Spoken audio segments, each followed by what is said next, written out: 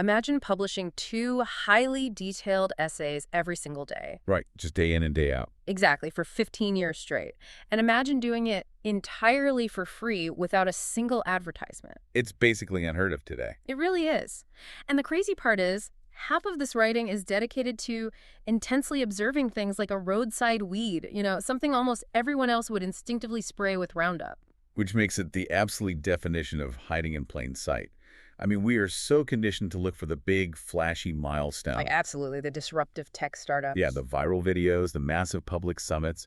We expect monumental achievements to announce themselves with a megaphone. Right.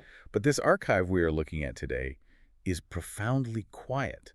And the sheer scale of it really forces you to rethink how you interact with the world around you. So welcome to today's deep dive. We're thrilled to have you with us as we explore a truly fascinating digital artifact. It really is a goldmine. Our focus today is a single blog post dated March 26, 2026. It's from a site called cyanthillium.org.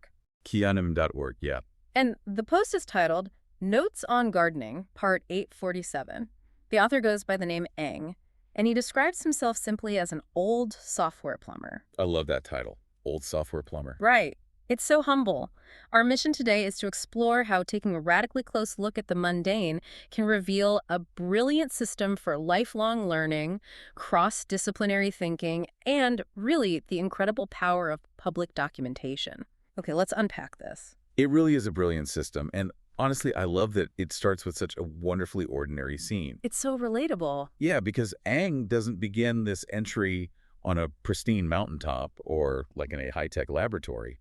He's at a petrol station. A completely mundane stop to just pump air into his tires. Right. He even tosses in this relatable little side note about feeling like he's been visiting petrol stations a lot more frequently lately. We all know that feeling. It's that throwaway moment in a day where most of us just pull out our phones. Oh, guilty as charged. Right. We check our messages and we actively block out the environment around us. Yeah. We treat that time as dead space. Exactly. But while Aang is standing by the air pump, smelling the gasoline, hearing the traffic go by, he actually looks down and he spots this massive patch of a plant called Cyanthillium cinereum. Better known by its common name, the Little Ironweed. The Little Ironweed. And he doesn't just glance at it and go back to his phone. He really gets down and looks at it. He documents its precise anatomy. He does. He describes these tiny tubular purple flowers clustered tightly together. And he notes that if you look closely at the mature ones, they look like miniature dandelions. Yeah, they have these fluffy white seed heads waiting to catch the wind. And he correctly identifies that fluffy structure botanically as a pappus. Pappus, right. And if we think about the mechanics of a pappus for a second, it's essentially a biological parachute. It's an amazing piece of engineering. It really is. It's this incredibly lightweight matrix of bristles designed to catch even the faintest thermal updraft, right off the hot asphalt of a petrol station. Just waiting for that heat to lift it. Exactly, allowing the seed to lift off and self-propagate miles away. What's fascinating here is the deliberate shift in perspective. How so? Well, in this post, Aang explicitly notes a move away from typical ornamental nursery plants. I mean, when we think of gardening, we usually think of curated, perfectly manicured lawns. Right, the stuff you buy at the big box store. Exactly. We buy commercially packaged plants, bred for specific colors or shapes, and we artificially sustain them with fertilizers. We force them to survive. Yeah. But instead, Aang is turning his attention toward local, native, and naturalized species. He writes that there is a certain charm to these weeds that we often overlook. A charm to the weeds. Right. This reflects a mindset that finds inherent value in the natural, uncurated world. He is choosing to see the complex biological design and the rugged beauty in something that survives purely on its own merit, just sitting there in the crack of a sidewalk. That image of the pappus, that little fluffy seed head waiting for a breeze, Yeah. It feels like the perfect analogy for how a small observation catches in our minds. Oh, that's a great way to look at it. It catches a mental breeze and then it self-propagates into a full-blown passion. I mean, he just noticed a weed at a petrol station, but that single observation planted a seed of inquiry. It really did. So think about your own daily commute or your weekend errands. When is the last time you stopped to appreciate the mechanical genius of something you typically dismiss as a weed or just a nuisance? It requires a state of hyperpresence to do that. Definitely. Our modern default is to just filter out the mundane because we are overwhelmed with information all the time. We have to filter it or we'd go crazy. Right. But Aang is doing the exact opposite. He is intentionally letting the environment in. And that hyperpresence brings us to the most jarring and honestly revealing detail of this entire blog post. The title. The title. Because this isn't just a casual journal entry from a guy who likes wildflowers. The transition from biology to data is crucial here. It changes everything. It really does. Why is this one observation of a roadside weed so significant? The answer is hiding right there in the title of the post. Notes on Gardening, Part 847. Part 847. It completely reframes the entire exercise. Here's where it gets really interesting, because I have to be honest, when I first read that number, I felt a strong sense of, dystopian friction. Dystopian friction. Tell me more about that. Well, you have this beautiful, organic hobby, walking outside, observing the wild ironweeds, appreciating nature. Very zen. Very zen. And then you have the incredibly rigid, systematic logging of a software developer. Numbering your gardening entries up to 847 feels like applying a sterile barcode to a forest. I can see how it would feel that way. Doesn't treating a walk in nature like a software debugging log kill the organic magic of the natural world? Doesn't it just turn a moment of zen into a data entry chore? It sounds like it would. But if we connect this to the bigger picture, it absolutely enhances the magic. Really? How? To understand why, you have to look at the subtitle of Ang's blog.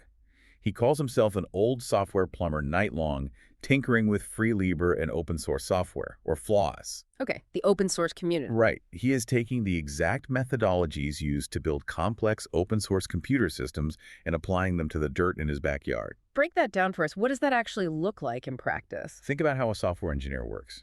They use something called version control, a system like Git. Right, where you track changes. Exactly. Whenever they change a single line of code, they log it. They write a commit message explaining exactly what they changed, what day they changed it, and why. So there's a permanent record. Yeah. If the software crashes a week later, they don't have to guess what went wrong. They just look back at the log. They track variables to understand why a system behaves the way it does. And Ang is doing this with biology. Oh, wow. So he's basically open sourcing his daily life. That's a perfect way to phrase it. By treating his physical environment with the same rigorous documentation as a software project, he is creating a permanent, searchable record of his reality. Precisely.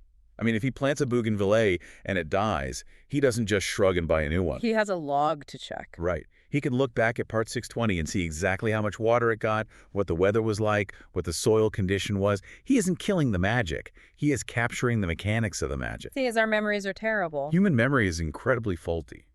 We forget the exact shade of the purple tubular flowers we saw 3 weeks ago. But a well-maintained log is reliable. It's always there. In software development, you document so that your future self, or someone else entirely, can understand your logic.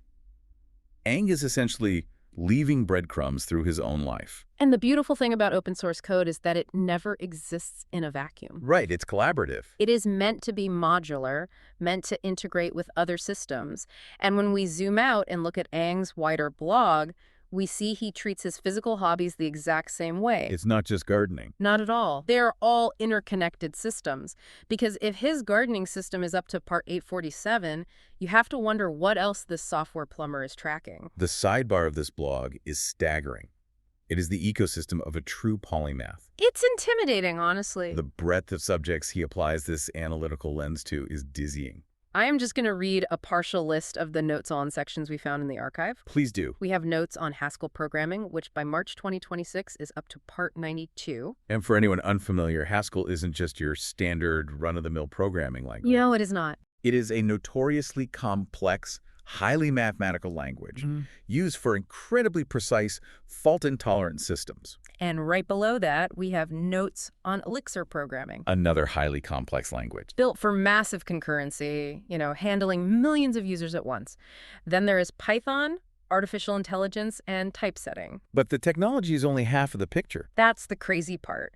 Mix right in with the hardcore computer science. You have notes on dieting, home improvement, meditation, and guitar playing. It's so diverse. And there is literally a section for betta spawn logs. Yes, the betta fish. He is tracking the intricate breeding cycles of betta fish. He's monitoring water temperature, fry feeding schedules, and genetics, right alongside optimizing mathematical Haskell code. It's wild. And notes on fish keeping is up to part 218 in March 2026 alone. This raises an important question about how we organize our own lives and our education. What do you mean? Modern society strongly encourages us to silo our knowledge. We're told very early on to pick a lane. Oh, absolutely. You're either good at math or good at art. Exactly. You are a STEM person, or you are a humanities person. You are into the arts, or you are into the hard sciences. We separate technology, biology, art, and self-care into distinct, non-overlapping categories with thick walls between them. But going back to that patch of little ironweed he found, Aang's mind operates exactly like that massive patch of flowers. It's a great comparison. It's all these radically different ideas clustered tightly together, sharing the exact same soil, cross-pollinating.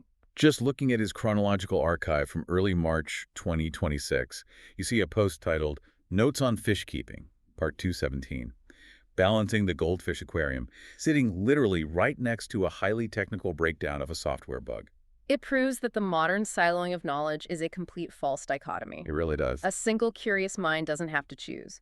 You can rigorously track the pH levels and the nitrogen cycle of a goldfish aquarium in the morning, and then the logic of a functional programming language in the afternoon. And neither discipline suffers. In fact, consider how they mechanically feed each other. Like cross-training for the brain. Exactly. Fish keeping is essentially managing an enclosed biological system.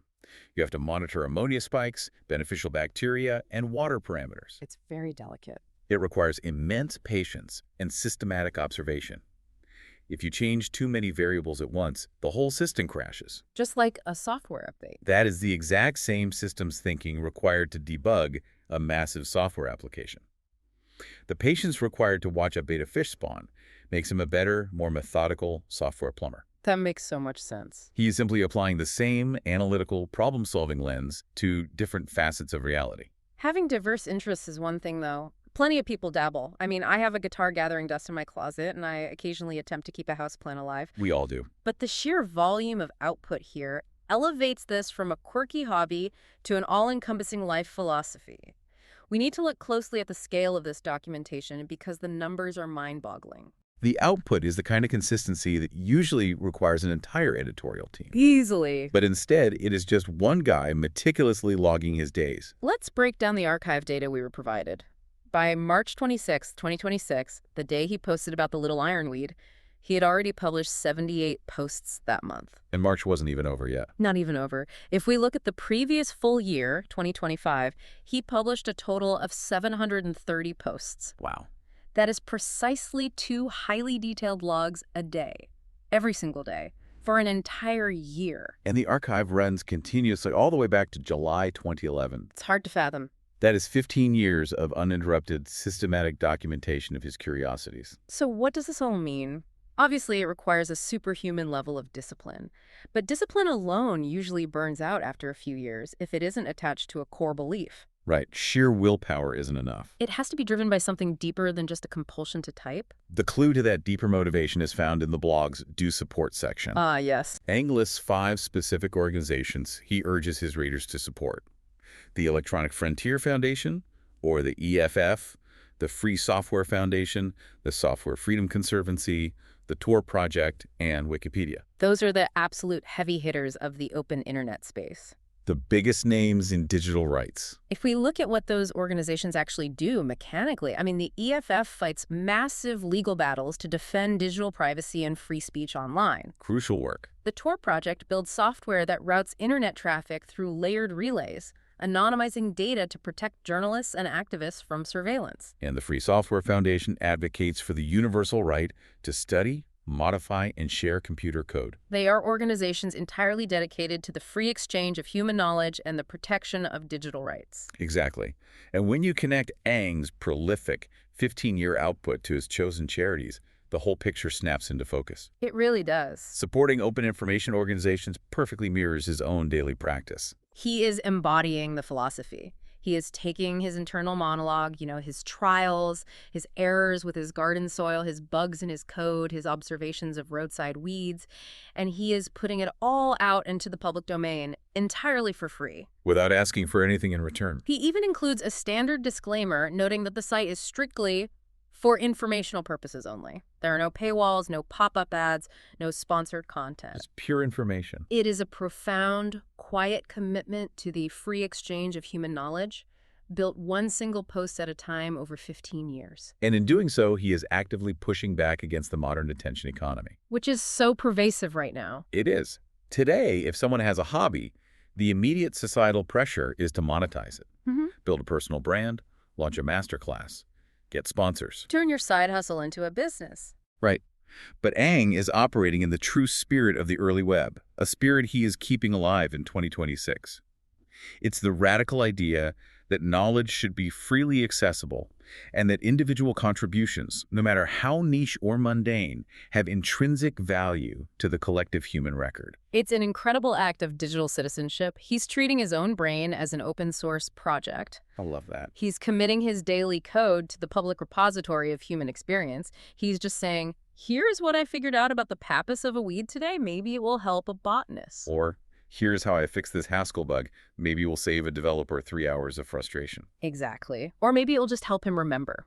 So think about your own habits. If you were to adopt this philosophy, if you were to systematically document your daily learnings, your failures, and your random curiosities for the next 15 years, what would your Part 847 be about? It's a great prompt. Would it be a recipe you finally perfected after dozens of failed attempts? A specific line of code?